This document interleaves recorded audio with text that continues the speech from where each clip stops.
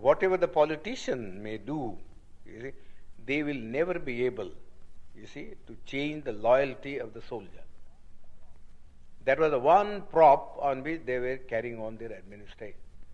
Now that thing was completely dashed to pieces, you see, when they found that even the soldier was being seduced, you see, and to form a party or a battalion to blow off the British. Then I think the British came to the conclusion that if they were to rule India, the only basis on which they could rule was the maintenance of the British Army, going back to the year 1857, when the Indian soldier rebelled against the East India Company. And they found that it would never be possible for the British to supply India with enough European troops, you see, to keep their hold on it.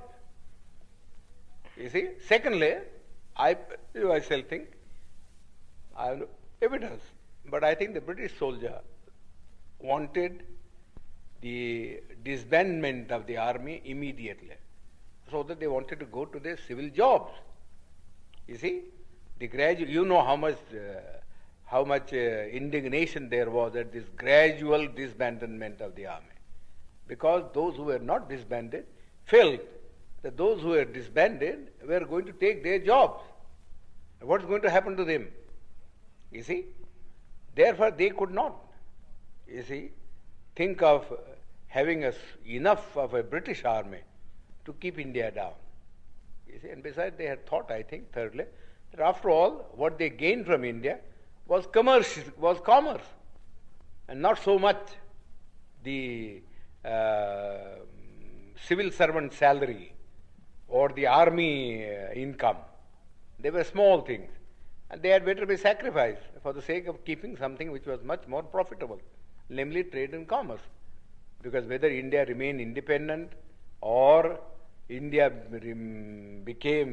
accepted dominion status or something lesser than that, you see, the trade and commerce would go on just the same. I think, personally myself, I have no authority for that, but that is the way the mind of the Labour Party turned. Now, casting your mind back to the Pune Pact, the Eurabda Pact, yes. Can you remember a little of what Gandhi said to you and what you said to him? Oh, I know it very well. I know it very well. You see, the British government had, in the original award which MacDonald had given, you see, had accepted my suggestion.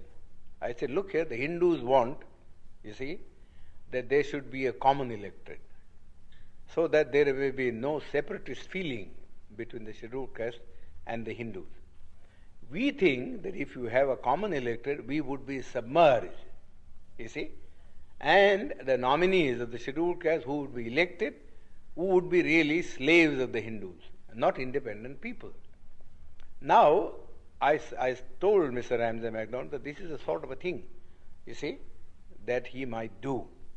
Give us a separate electorate, you see, give us a separate electorate, and also give us a second vote in the general election, you see, so that Gandhi cannot say that we are separated in point of election.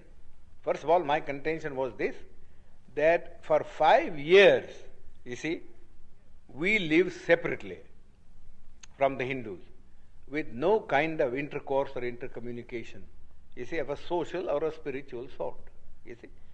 What can one day's cycle of participation, you see, in a common electorate do to remove this hardened crust, you see, of separatism, which has grown for centuries? It's a foolish thing to think that if two people vote together, you see, in a common polling booth, you see, that their hearts are going to change. It's nothing of the kind. Mr. Gandhi has got this madness in him. Well, let this be satisfied, you see, by this kind of a system. Give the untouchables 2 votes, you see, and give them a population representation of ratio, so that the weightage would be in terms of votes and not in terms of representative, so that the Gandhi and others may not complain, you see. That Ramsay MacDonald accepted. You see, the award was really my suggestion. I wrote to him a letter from Naples, you see, that this is what I would like him to do, you see, so that there may be no trouble. This is exactly what he did. You see, gave us a separate elected and also a vote in the general elected. You see, but Gandhi didn't want that we should send our two representatives. You see, therefore he didn't want the separate elected part of the award, and went on fast. You see, went on fast. Then they all came to me. They said, well, the British government said, if he agrees, you see, to abandon the award, then we have no objection. You see? But we can't abandon the award ourselves. We have given the award, we have taken all things into consideration, and we think this is the basis. You ought to read Ramsay MacDonald's letter. It's a very clear statement that we haven't done anything to aggravate the separation. You see? In fact, we are trying to bridge it up by bringing the two sections together in a common electoral roll. But Gandhi's object was that we should not get, you see, free, independent representation. Therefore, in the first place, he said, no representation ought to be given to us. That's how his stand in the Round Table Conference. You see, he said, I recognize only three communities. You see, namely, Hindus, you see, Muslims and Sikhs. These are the only three communities that will have a political recognition, you see, in the Constitution, you see. But the Christians or the Anglo-Indians or the scheduled caste will have no place in the Constitution. They must merge themselves in the general community. That was the stand that he had taken. Well, all his friends, I know, you see, were asking him how foolish was his attitude. You see, his own friends had quarreled with him on this subject. That if you are prepared to give, you see, special representation to the Sikhs and special representation to the Muslims, who are 1,000 times superior in strength, you see, and political and economic stamina, how can you deny it, you see, to the scheduled caste or to the Christians? You see, he always used to say, oh, you don't understand our problem. You see, that's all he was saying. Alexander even, who was a great friend of his, had a serious quarrel with him, as he told me. Then that French woman, who was his disciple, I forget her name now, you see, she also had a great quarrel with him. That we don't understand this attitude. Either you say, we won't give anything to anybody. Let there be just a common role. You see, then we can understand that that's a democratic thing.